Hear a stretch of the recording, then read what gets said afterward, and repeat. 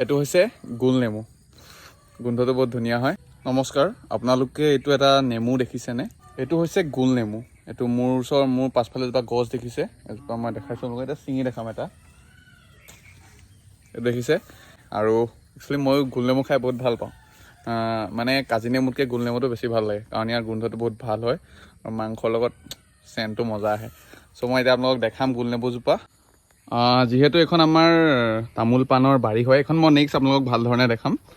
চ' এজোপা দেখিছে গোল নেমু গছজোপা। এজোপা একচুৱেলি মোৰ দেউতাই লগাইছিলে। 4 বছৰ হৈছে গোল নেমুজোপা, আৰু বৰ্তমান দেখিছে ভালে সংখ্যক লাগি আছে। এইফালে দেখিছে ওপৰতো লাগি আছে। এইটো আছিলে যিটো কাটিং পুলি। চ' এতিয়া মই বৰ্তমান ইয়াৰ পৰা, যিহেতু এইজোপা মই মাডাৰ প্লাণ্ট হিচাপে ব্যৱহাৰ কৰিছোঁ, আৰু ইয়াৰ পৰা মই পুলি বনাওঁ কাটিং কৰি।